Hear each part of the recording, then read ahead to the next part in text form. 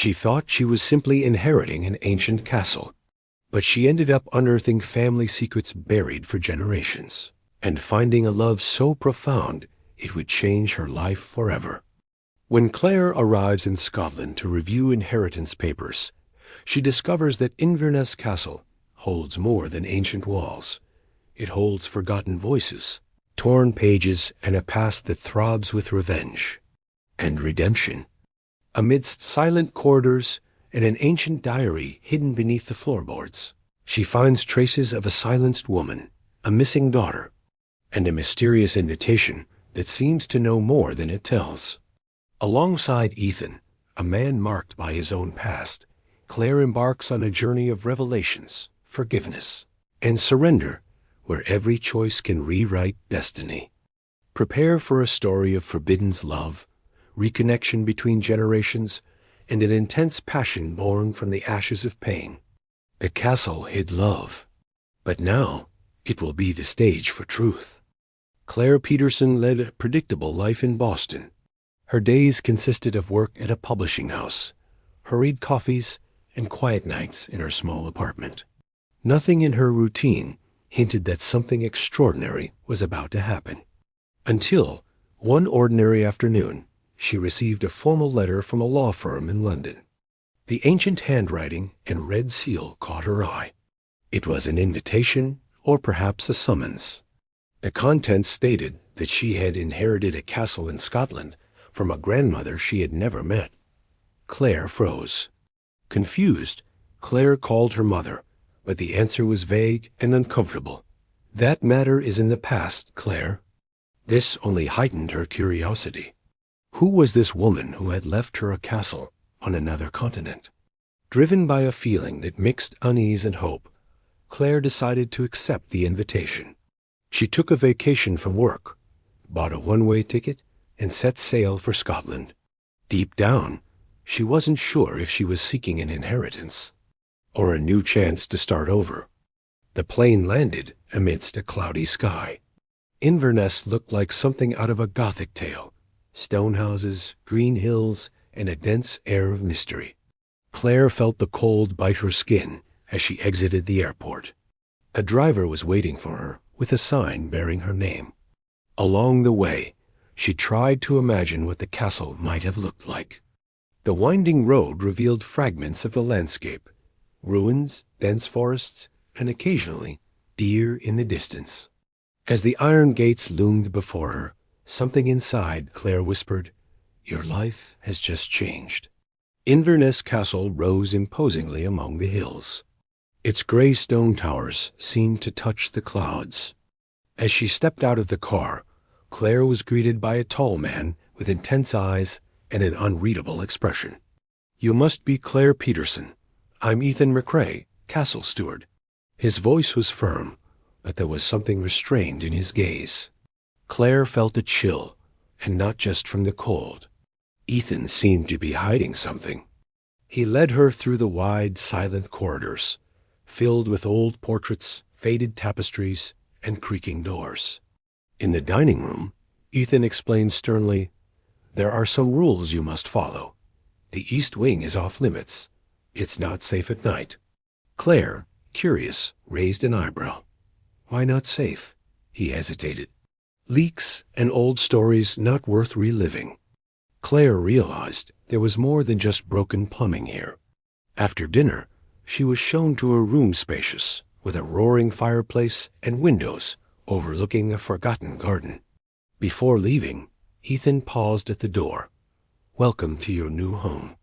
Claire could barely sleep. The sound of the wind howling through the windows sounded like wailing. At midnight, she got up and walked down the hallway, drawn by the darkness of the Forbidden Wing. The silence was almost palpable. As she approached an ancient wooden door, she realized it was locked with thick chains. She felt a chill. Behind the door, something seemed alive. Suddenly, a creak made her spin on her heels. A painting at the end of the hallway fell of its own accord. Claire returned to her room, her heart racing in one certainty: this castle hid secrets. The next morning, while exploring the library, Claire found a letter hidden among dusty books. It was dated 1972 and signed by someone named Eleanor. The handwriting was hurried, full of emotion. The letter spoke of Forbidden's love and a baby that would have to be hidden to protect the family's reputation. Claire felt a lump in her throat. Was Eleanor her grandmother? And the baby? Who could it be? This was just the beginning. Something told her she was about to unearth a story many would rather leave buried. Later, he confronted Ethan in the castle greenhouse. "You knew about Eleanor?" He looked away. Yes, everyone here knew. But not everyone would dare mention that name. Claire persisted, but Ethan was evasive. "Some stories are dangerous, Claire, especially in this place." Even so, he seemed to struggle with himself, as if he wanted to tell her everything, but was bound by a pact of silence. Claire, increasingly determined, would not let old secrets continue to shape her destiny. In the nearby village, Claire went to the local market. When she mentioned her surname, faces changed. An uncomfortable silence. An elderly woman approached and whispered, "The Petersons have always been marked ... by the curse." Claire laughed, thinking it was an exaggeration. But as she left, she saw everyone watching her from afar, as if her presence brought back something forgotten. This only increased her desire to discover the whole truth. Who was Eleanor? What secrets did the castle hide? And why did Ethan seem so torn between protecting her and warning her? Back at the castle, Claire rummaged through the library once more.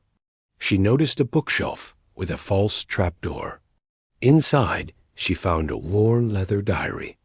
The pages, yellowed with age, contained intimate accounts of Eleanor Peterson. There were descriptions of afternoons in the garden with a mysterious man, of nights of forbidden passion and constant fear of discovery. But what touched her most was a final passage. "If this diary is found, know that my daughter must know the truth." Her name was Emily. Claire felt her world spin. Claire couldn't hold back the tears as she reread the name. Amelie, what was this child? Was she alive? Had she grown up knowing her origins? That name echoed in her mind like a call. With the diary in hand, she ran to Ethan, demanding answers. He looked at the diary with a mixture of shock and pain. "I didn't know this still existed." When Claire asked about Emily, he looked away again. "What are you looking for here, Claire?" "Redemption, belonging ... or ghosts." But Claire wasn't going to stop now. Determined, Claire began to investigate everything about her grandmother. She rummaged through old files in the attic, filled with dusty boxes. In one of them, she found a baby dress with the letter A embroidered in gold thread. Emotion overcame her. This was real. Eleanor's story was materializing before her eyes. That night, she dreamed of a red-haired woman crying and calling for Emily. She woke gasping. The pieces were beginning to fit together, but the puzzle revealed more pain than she imagined. At breakfast, Claire confronted Ethan. "You knew all this. Why didn't you tell me?" He hesitated, the tension between them palpable. "Because not everything can be mended, Claire. There are wounds here that never healed." But she persisted. She wanted the truth, not mincing words. Ethan then revealed that Eleanor had been banished by her family after becoming pregnant by a castle gardener. She was silenced, and the child's father died under mysterious circumstances. Claire felt a chill. The story was becoming darker. Ethan led Claire to an abandoned wing of the castle, locked for decades. This housed a private psychiatric clinic for many years. Eleanor was admitted here after giving birth. Claire could hardly believe it. She was imprisoned. In the castle itself? Ethan nodded. They said it was to protect her. But the truth is, she was silenced out of shame. Claire scanned the dusty corridors, sensing the presence of ghosts from the past. The walls seemed to whisper long-buried truths. In the village, Claire searched for old archives in the historic center. A local newspaper from 1973 carried the headline, "Daughter of Renowned. Peterson family disappears with illegitimate baby." At the bottom, a note said the child had been put up for adoption. Claire froze. Amelie existed, and she had been ripped from her mother. This explained Eleanor's pain in every word written in her diary. But why had no one ever looked for this child? Who had taken her in? And where was she now? The desire to find Amelie became a personal mission. Ethan, though reluctant, began to help Claire in her search. "If you're going to do this, do it the right way." They began searching for records from adoption agencies at the time, but most were missing or sealed. Gradually, however, their partnership blossomed into something more. The exchanged glances, the tense silences, the accidental touches. Claire began to see him, not just as a guardian of the castle, but as someone who carried her own pain, and perhaps as someone who could heal her. One night, while organizing files in the library, a thunderstorm began outside.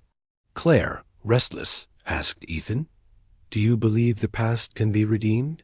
He replied softly, "I believe love can guide us through any darkness." The silence that followed was broken only by the thunder. Claire felt like she could kiss him right then and there. But Ethan drew back. "I can't. There are things about me you don't know." Claire was confused. What secrets was he hiding too? The next day, an anonymous note appeared under Claire's bedroom door. "Leave before it's too late. The truth kills more than silence." She froze. Someone there didn't want her to discover Amelie's story. She showed the note to Ethan, who paled. "This isn't just about the past, Claire. There are living people who prefer the dead remain silent." But instead of backing down, she grew even more determined. "I didn't come here to escape. I came to free those who could never speak." More clues led Claire to a disused orphanage in the countryside, where children of the upper crust were discreetly relocated. In a notebook, she found the name Amelie Peterson, with a line crossed out. Beside it, a new name. Emily Monroe. Claire felt a chill run down her spine. Finally, she had a name, an identity, a new path. Ethan suggested caution. If she grew up not knowing, she might not want to remember. But Claire knew she had to try. For Eleanor, for Amelie, for justice. That night, Claire returned to the east wing of the castle. She sat before the fireplace, clutching her grandmother's diary. The flames danced as if responding to her grief. Suddenly, she heard a distant child's laughter. She followed the sound to the chained room. Touching the door, she felt a wave of warmth and emotion. It was as if the memories trapped there wanted to escape. Claire pressed her forehead against the wood and whispered, "I'll find you, Amelie." On the other side, silence answered, ... but it didn't feel empty. It was filled with anticipation. The next day, Claire and Ethan traveled to Edinburgh. A contact of Ethan's had discovered that a woman named Eleanor, with the same surname, had been institutionalized for decades in a private sanatorium under the assumed name of Helen Grant. Claire didn't know what to expect. The idea of reuniting with her own grandmother frightened her as much as it excited her. Entering the cold clinic room, she saw a woman with white hair and intense eyes sitting silently, staring out the window. Claire approached, her heart racing. "Eleanor?" The old woman turned slowly. Her eyes welled up. "I knew you would come. You have my daughter's eyes." Claire froze. The woman who had lived forgotten for so many years recognized her immediately. She sat beside her, her voice breaking. "I'm Claire, Eleanor's granddaughter." Eleanor took her hand. "They took everything from me, but they couldn't take away my love for her." Claire felt her chest tighten. Here lay the source of all her secrets. And even broken, that woman still exuded a quiet, moving strength. During the conversation, Eleanor revealed details hidden for decades. She said her love for Thomas, the castle gardener, was true, but forbidden by her family. They said I would bring shame on our name, so they took my daughter from me." Claire listened silently, tears welling in her eyes. Eleanor continued, "Emily was born on a winter's night. I heard her cry for a few minutes. Then silence. That pain had spanned generations. And now, finally, Claire was piecing together the fragments of a torn story. I dreamed of her every night," Eleanor said.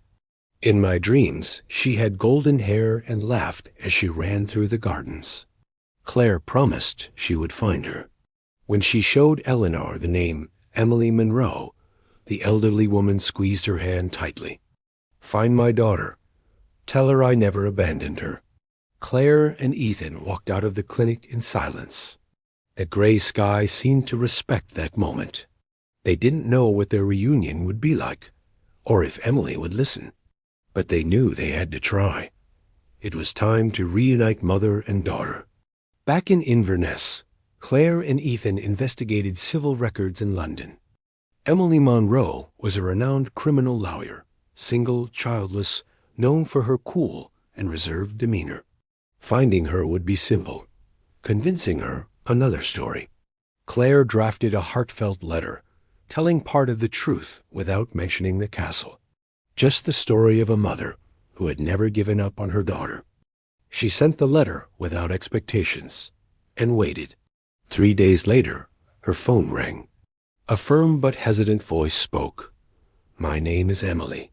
Can you find me?" The meeting was scheduled at a discreet cafe in central London. Claire arrived first and chose a table near the window. When Emily walked in, Claire recognized her immediately. She had the same determined look as Eleanor. The lawyer approached cautiously. "I received your letter. I need to understand why you're telling me all this." Claire, nervous, told the truth. Emily kept her expression firm. "Are you saying I'm the daughter of a woman who spent her life locked in a sanatorium?" Claire nodded. "And she's still waiting for you." Emily remained silent for what seemed like an eternity. Finally, she said, "I always knew there was something strange about my adoption, but I never imagined." The wall of coldness began to crack. Claire showed Eleanor's diary, and Emily read, with teary eyes, her birth mother's words. "She wrote as if I were still there, as if she knew one day I would return." Claire held out her hand. "She never forgot you." Emily hesitated. "I don't know if I can face her, but I want to try." It was the beginning of a reconciliation. 2 days later, Claire, Ethan, and Emily returned to the sanatorium. The reunion was silent, charged with emotion. Eleanor looked at Emily as if witnessing a miracle. "My daughter."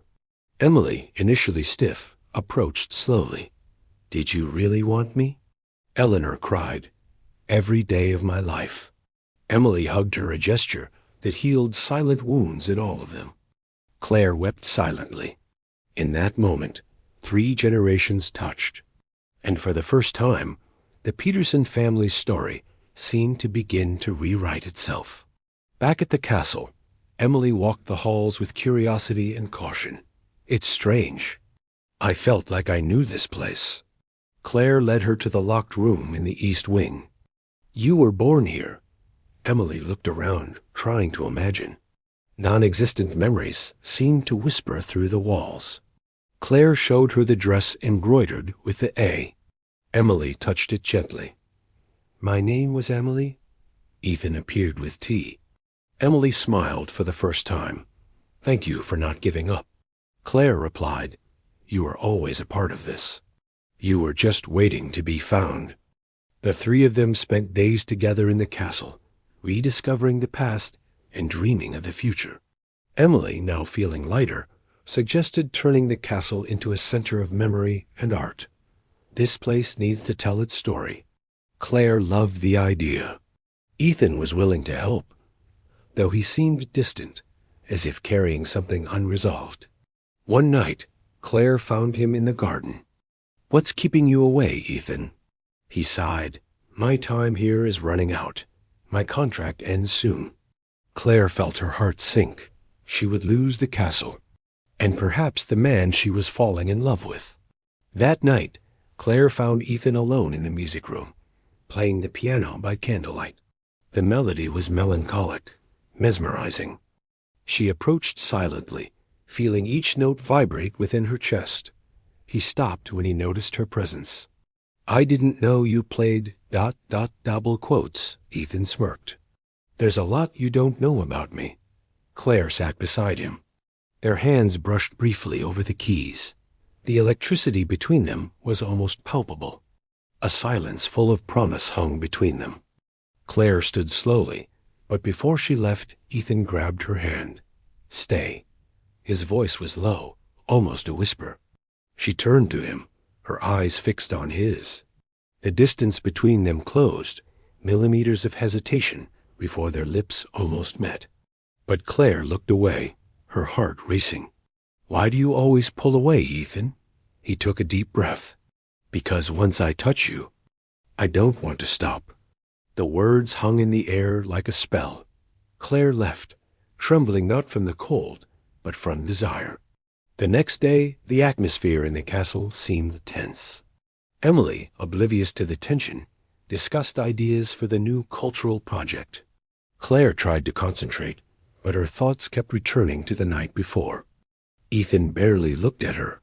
When he did, his eyes said everything his lips couldn't. Later, as they passed in the narrow corridor of the south wing, their shoulders brushed. He murmured, "You throw me off balance, Claire." She merely smiled provocatively. "And you make me want to burn all the rules." The staring match continued. At dusk, Claire was walking through the gardens when she felt his presence behind her. Ethan approached slowly, his hands brushing her bare arms. "It's cold," he said, wrapping his coat around her. She turned, now face to face. The silence between them pulsed like a second heartbeat. Ethan ran his fingers through her hair, sliding them to the nape of her neck. "Tell me to stop." Claire said nothing. And then their lips met, slowly, with suppressed hunger, like two worlds colliding in silence. The kiss was calm at first, but soon charged with restrained urgency. Claire felt her entire body respond, as if every cell were waking up. Ethan held her firmly but gently. When they finally parted, their eyes still locked, breathless, he whispered, "This changes everything." Claire rested her forehead against his. "Maybe it's just revealing what was already there." They sat beneath the ancient tree in the garden, hands intertwined. They spoke little, but each touch spoke volumes. For the first time, they both allowed themselves to feel. In the days that followed, the castle seemed more alive. The sparkle in Claire's eyes was evident. Ethan, lighter, stayed close by. Emily noticed the change. "You finally let yourselves go, didn't you?" Claire laughed shyly. But the happiness was evident. Together, they began planning the castle's future as a cultural center. Ethan showed a natural talent for restoration. Claire watched him silently, enchanted by the way he touched history with his hands. There was something deeply erotic in seeing him focused, stained with paint and truth. One night, the rain fell heavily, and the castle's power went out. Claire went down to the hall with a lantern, but found Ethan in the candlelight. "Looks like we're in for an old-fashioned evening," he said, opening a bottle of wine. They sat before the fireplace, their faces illuminated by the fire. They laughed, told stories, and drank slowly. He removed her shoes, massaging her feet with firm hands. Claire shivered. "That's not fair," she whispered. Ethan chuckled softly. "I didn't come here to be fair, Claire. I came to feel you." Without another word, he pulled her close, and this time there was no hesitation. Their bodies fit together, as if made for each other. Ethan kissed her reverently, as if every curve were sacred. Claire touched him as if rediscovering herself. That night, there before the fire, they both surrendered to something stronger than fear or the past. It was intense, yet sweet. Wild, yet filled with restrained love. There were no words. Only entwined breaths, and the certainty that they had both crossed a threshold of no return. The next morning, Claire woke with her face pressed against Ethan's chest, the sound of his heartbeat a soundtrack to peace. "Good morning, my favorite chaos," he whispered, kissing her forehead. She laughed. "You say that like I'm a hurricane." He smiled back. "You are. But you're the only one I want to lose myself in." Claire felt a different kind of happiness. Not a fleeting euphoria, but a deep peace. They both knew there were still challenges ahead, but they were together. And that changed everything.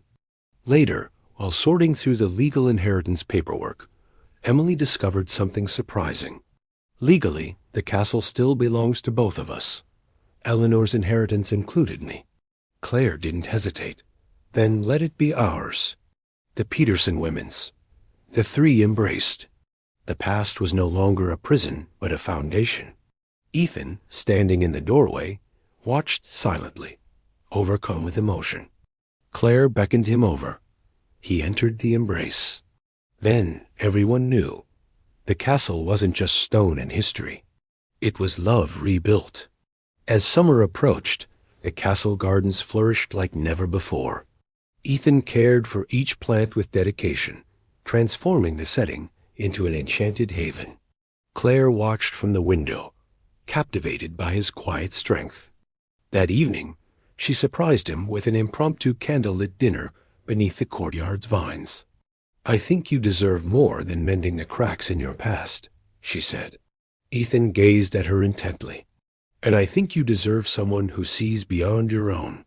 The connection between them only grew. Emily dove headfirst into the cultural project. She decided to transform part of the castle into an interactive museum that would tell the story of Eleanor and the women forgotten by time. "History needs more female voices," she said firmly. Claire was proud of her sister. At night, the two would talk on the terrace. "I never imagined having a sister," Emily said. "And I never imagined finding so much of myself in someone I just met," Claire replied. They shared not only blood but similar scars and a desire to start over. Even as happiness blossomed, Claire noticed Ethan becoming more distant these days. He spent long hours in the fields, avoided deep conversation, and maintained a silence she hadn't recognized. One night, she went to the barn where he worked alone. "What's going on, Ethan?" He hesitated. "My contract ends in 2 weeks.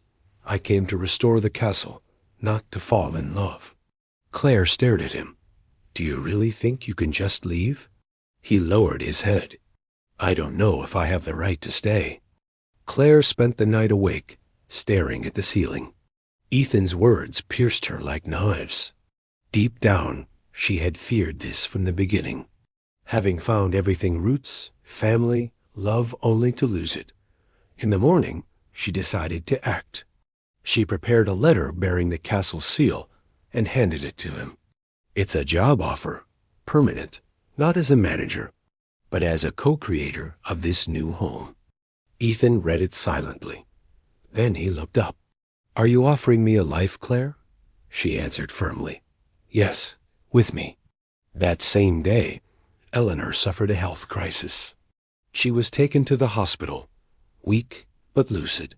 Emily and Claire spent the night by her side. "My girls, you found each other," she whispered with a faint smile.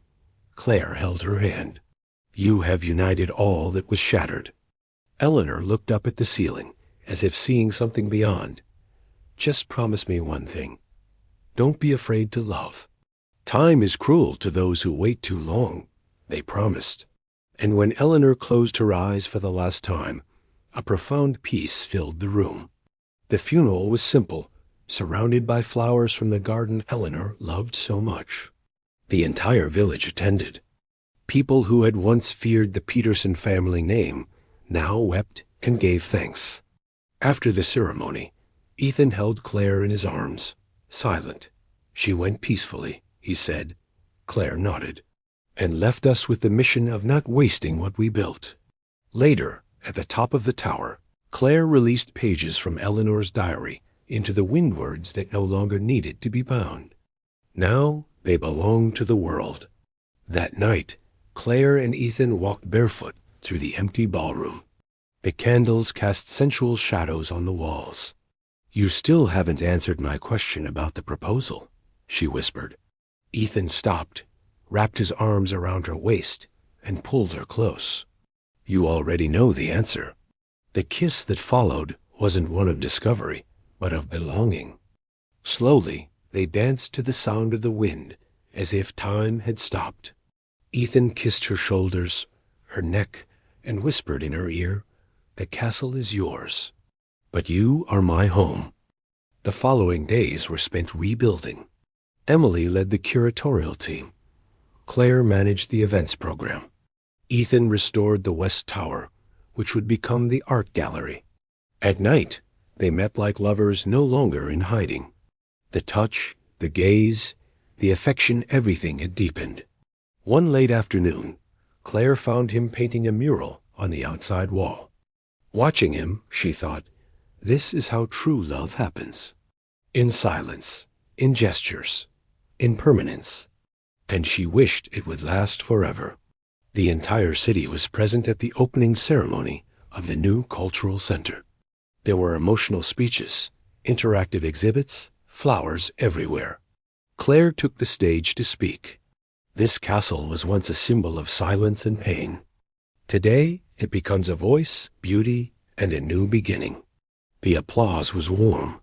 When she came down, Ethan was waiting for her with a firm look in his eyes. "Claire Peterson," he said with a smile, "are you going to marry me, or are you going to keep me restoring walls for the rest of my life?" She laughed, tears in her eyes. "You won't escape me, McCrae." The next night, after everyone had left, the castle was silent again. But this time, it was a good silence. Claire and Ethan lay together under the stars in the restored garden. "I never thought I'd find everything I needed in a place I never imagined," she said. Ethan wrapped his fingers around her waist. "Sometimes fate breaks us to rebuild us right." Claire smiled, lying against his chest. The future was uncertain, as always. But their love was as firm as the stones of that castle, unshakable. In the following days, Claire and Ethan began planning their wedding. It wouldn't be grand, but intimate, surrounded by the people who truly mattered. Emily suggested it be in the main garden, beneath the centuries-old tree where Claire and Ethan had first kissed. She witnessed it all, Claire said, smiling. Meanwhile, the entire village mobilized to help. Seamstresses, florists, local musicians, everyone wanted to give back what the castle now represented. Hope, renewal, and love that endures the test of time. Emily was chosen as maid of honor. "I never thought I'd be part of something so alive," she said, overcome with emotion. Claire hugged her tightly. "You're an essential part of all this." At the same time, Emily experienced a new feeling, lightness. For the first time, she was no longer just logic and control. She began to live with emotion, to look to the future with tenderness. She wondered silently if she, too, would be entitled to love, not just the restored past, but the new. Perhaps the castle held more than one miracle in store. On the eve of the wedding, Claire sat alone in Eleanor's old bedroom. She sat before the mirror, her grandmother's diary on her lap. "You won, Eleanor," she whispered. "Your story is not forgotten. It saved others." The wind blew through the open window, turning the pages of the diary, as if Eleanor were still there. Claire felt a gentle warmth in her chest. She closed her eyes and said softly, "Thank you for guiding me here." The night was calm. The castle, for the first time in decades, rested in peace. The wedding took place at sunset, beneath the flowering trees. Claire wore a simple dress hand-embroidered by the village women. Ethan was waiting for her, his eyes shining, dressed elegantly, but with the same rustic charm she loved. When their eyes met, it wasn't just a meeting of two bodies. It was the union of two souls that had survived time, pain, and their own fears. They said "I do" with the certainty of those who know the darkness but choose the light. The reception was joyful, intimate, and full of sincere smiles. Emily gave a moving toast. Claire showed me that it's possible to start over. Ethan taught us that love is also about restoration. And Eleanor, she saved the future with her quiet courage.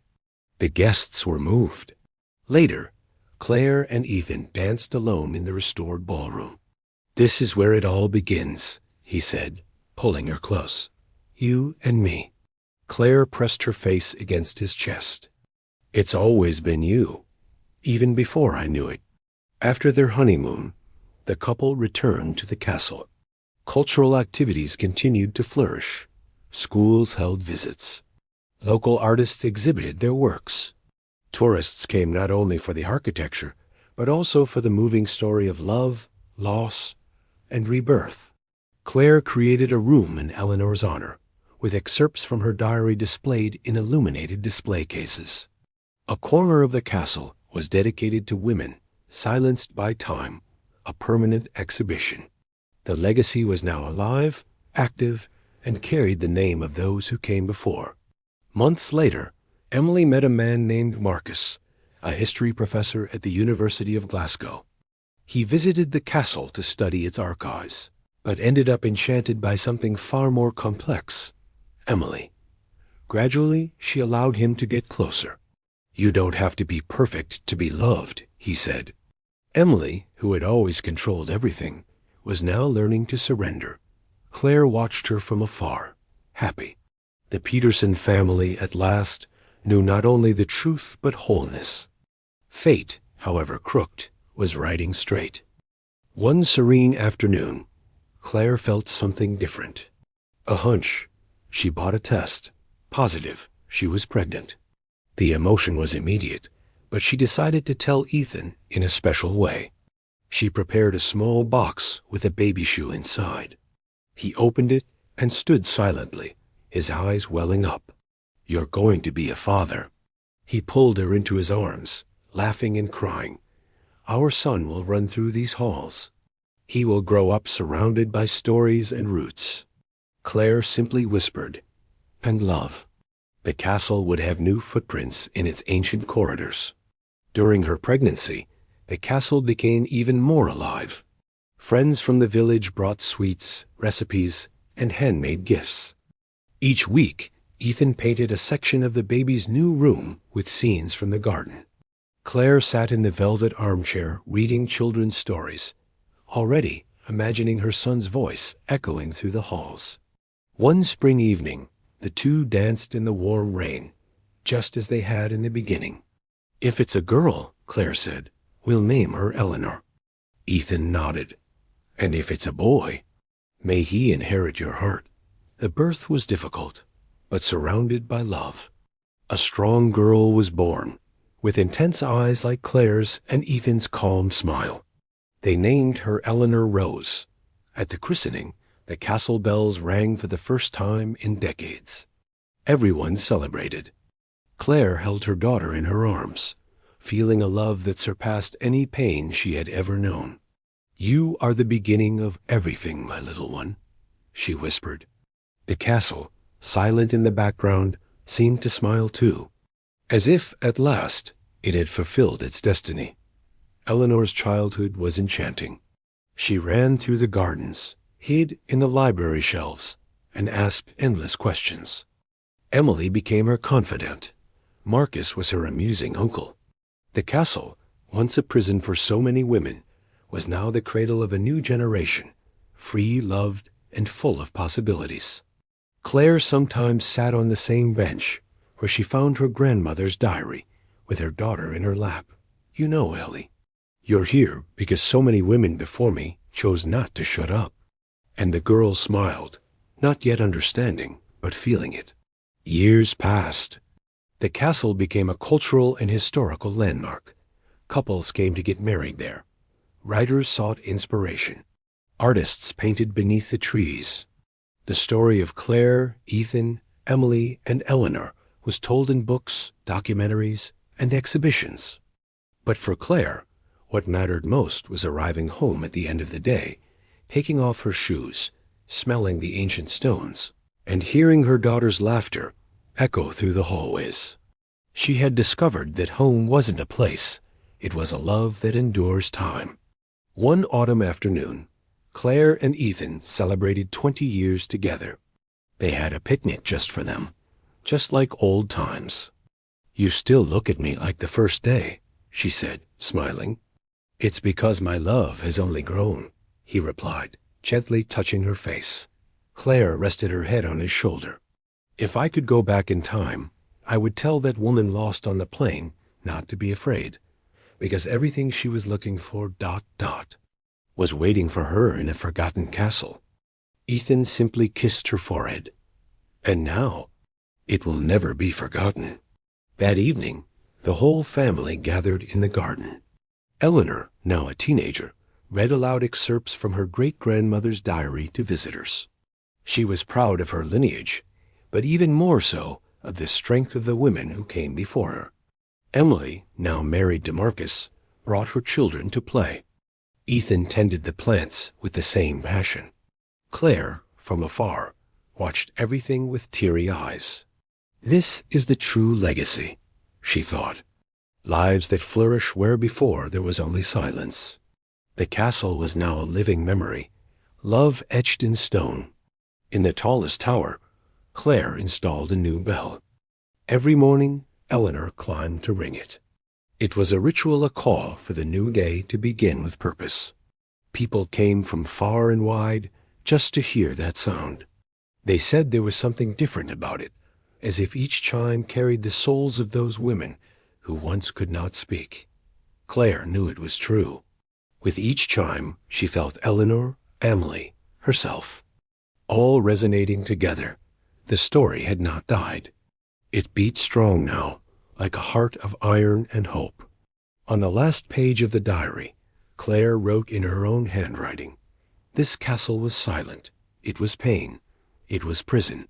But today is home, voice, and a new beginning.